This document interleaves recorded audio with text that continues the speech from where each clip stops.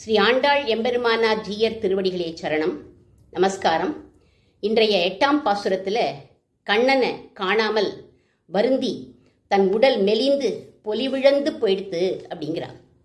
மாசுடை உடம்பொடு தலை உலறி வாய்ப்புறம் வெளுத்து ஒரு போது உண்டு, அலங்காரம் எதுவும் பண்ணிக்காம என்னோட உடம்பு மாசு படிஞ்சு போயிடுத்து காமதேவா அப்படிங்கிறான். நிந்ததி சந்தனம்னு புஷ்ப சந்தனங்களை நிந்திக்கிறா. அவனுடைய விரகத்துல கழுத்துல உள்ள மாலை கூட பாரமா போயிடுத்தான். ஸ்ரீராமனை பிரிஞ்ச சீதா பிராட்டி ததோ மலின சம்பீதம்னு இருந்த மாதிரி நாச்சியாரும் அசோகவன சீதையா உட்காண்டிருக்காளாம். கேசத்துக்கு எண்ணெய் தடவி அது வாரி பின்னிக்கல. ஏகவேணி தராம்னு கேசம் சட மாதிரி ஆயிடுத்தான். புஷ்பம் சூடிக்கிறது இல்லை, தாம்பூலம் போட்டுக்கிறது இல்லை, உதடெல்லாம் வெளுத்து போயிடுது. விரக வியாதியால் ரத்த ஓட்டம் இல்லாமல் ரத்த சொகை ஏற்பட்டுடுத்தோ. பேருக்கு ஏதோ ஒரு வேளை சாப்பிட்றா, அது கூட தொண்டையில் இறங்கலை. அதனால இழைச்சி போய் பொலி விழந்து போயிட்டா. நோன்புக்காக ஏதோ ஒரு நதியில் போய் மூழ்கி எழுந்துப்பா, அழுக்கு தேய்ச்செல்லாம் குளிக்கிறது இல்லை. இப்படி நியமங்களோட ஒரு மண்டலம் நாங்கள்லாம் விரதம் அனுஷ்டிச்சோம். அதனால எங்கள் உடம்பெல்லாம் மெலிஞ்சு போயிடுத்து காமதேவா. அதற்கு அடுத்ததா காமதேவனை அழைக்கிறான்.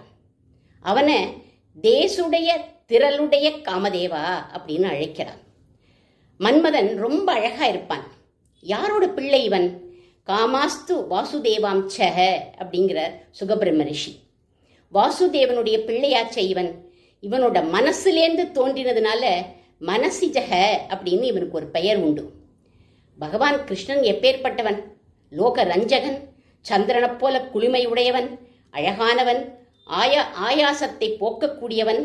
தகப்பனுடைய குணம் அப்படியே பிள்ளை மன்மதன் கிட்ட இருக்கே அப்படிங்கிறான். இப்பேற்பட்ட தேசுடைய மன்மதனுக்கு ஒரு திறமையும் இருக்கு. என்ன திறமை? யாரையும் யாருடனும் கூட்டி வச்சு அவளை ஜோடியாக்கும் திறமை. எப்பேற்பட்டவர்களையும் தன் வசம் இழுக்கும்படி பண்ணி மனச மாத்திர சாமர்த்தியம் உடையவன். பாராமுகமாயிருக்கிறவர்கள்ட்டையும் மனஸ்தாபம் ஏற்பட்டு பிரிஞ்ச சதிபதிகளையும் விவாகம் ஆகாத பெண்ணையும் பிள்ளையையும் மனச மாற்றி சேர்த்து வைக்கக்கூடிய திறமை உடையவன் மன்மதன்.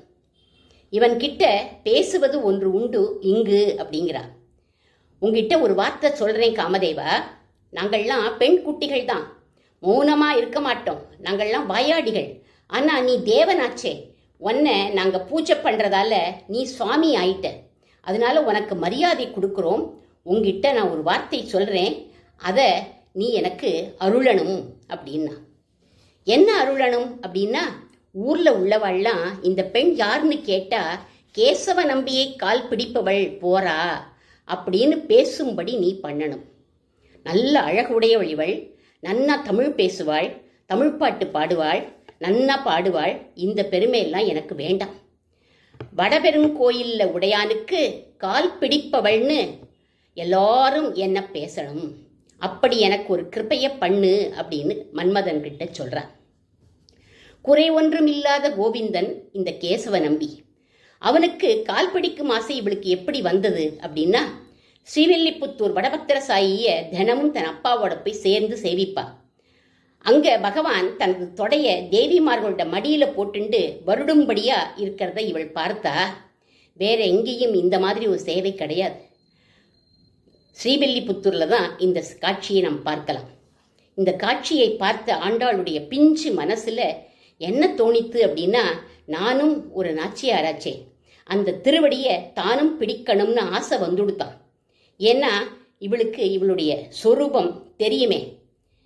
அதனால சொல்றா, சாயுடைய வயிறும் என் தடமுலையும் தரணியில் தலைப்புகழ் பெற வேண்டும்னு ஆசைப்பட்டேன் போன பாசுரத்துல. ஆனா அது கிடைக்குமோ கிடைக்காதோன்னு நினைச்சு திருவடியை பிடிச்சு சேவை பண்ணணும்னு வினயத்தோட கேட்கிறா. இப்போ துளசி தேவியும் பகவானுடைய பாதத்துல கிடந்தா. பகவானுக்கு பிரியமானவள் வட்சஸ்தலத்துல இருக்கிற ஸ்ரீதேவி பார்த்தா, இவர் என்ன எப்பவும் துளசியே பார்த்துட்டு இருக்கார், முகத்தை தூக்கி என்ன பார்க்க மாட்டேங்கிறாரே அப்படின்னு தோணித்து அவளுக்கு. உடனே இறங்கி திருவடியை பிடிச்சுட்டா ஸ்ரீதேவி நாச்சியார். உடனே துளசி தேவி பார்த்தா இடம் காலி ஆயிடுத்துன்னு இவள் வட்சஸ்தலத்துக்கு வந்துட்டா. எப்படி வனமாலையா கழுத்தை கட்டிண்டு தொங்கறாளாம். சில சமயம் அவளை தலையிலையும் தூக்கி வச்சுன்றான் பகவான். நாற்றத்துழாய்முடி நாராயணன்னு நாச்சியாரே பாடியிருக்காளே. திருவடியை பிடிச்சவாளை தலையில தூக்கி வச்சுக்கிறது எம்பெருமானுடைய சுபாவம். ஸ்மரகரள கண்டனோ மம சிரசி மண்டனோ தேயி பத பல்லவம் உதாரோ அப்படின்னு பாடினவனாச்சே இவன்.